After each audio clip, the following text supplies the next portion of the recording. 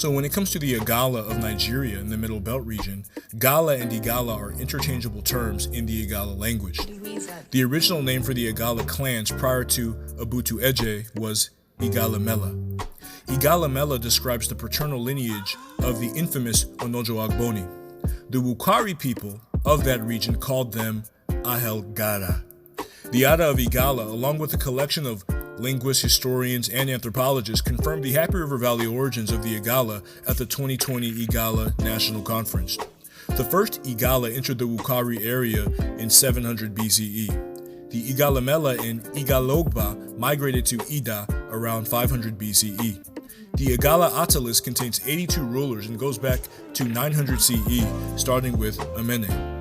When it comes to some of their neighbors, the Barome, autosomal analysis of the Barome of the Middle Belt region cluster close to Eastern African populations along the Hapi River Valley. And most scholars use this genomic evidence to validate a Sahelian migration between the Hapi River Valley and Western Africa that went from 3000 to 1000 BP. In terms of Igbo oral narratives, Ike Ejiomanta and Okpani Okoronkwo list ancient Kimi as their origin, which corroborates with the Igala narratives. The Igbo and the Igala generally agree about the history of their interaction. The Igala established dominion over the Igbo settlements, especially during the reign of Onojo Ogboni. The Igbo people of Osumari claim an Igala origin. Igala traditions state that Akpai, Omolu, Onyandoni, and Abo are all of Igala descent. The Umu-Eri clans of Aguleri, Nteje, Amanuke, and Igbariam state that Eri was an Igala man, and Eri is the father of the Igbo. And the Umu-Eri clans of Nri and Oreri list the Igala as descendants of Eri's second wife and therefore close relatives to the Igbo. The Ezi Nri Ora Eri is commonly depicted with the Igala Ejubi Jualo pectoral mask.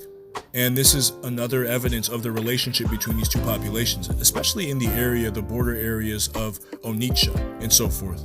So the presence of EM2 subclades from pre-dynastic Kimi among the Igbo and the Yoruba validate this migratory link.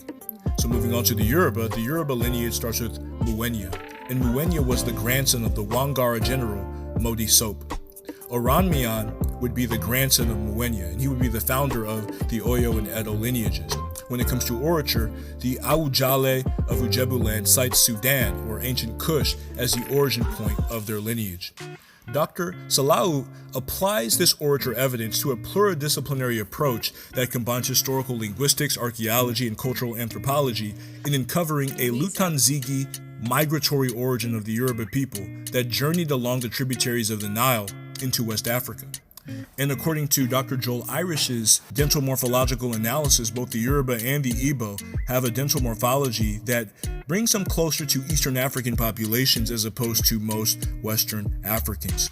So all of this would make the Yoruba part of the Sinagala migration and closely related to the Igala, Igbo, Nupe, and Beriberi or Zagawa people. Theological and philosophical correspondences between the Yoruba and the Hapi River Valley populations further validate this migratory link. You have Nun and Nunet with Nini and Aini, Kek and Keket with Okunkun and Ketekete. And again, Dr. Salau, compiled these different correspondences just to relate the development of the Yoruba civilization as an extension of the Pharaonic civilization within the post-dynastic period.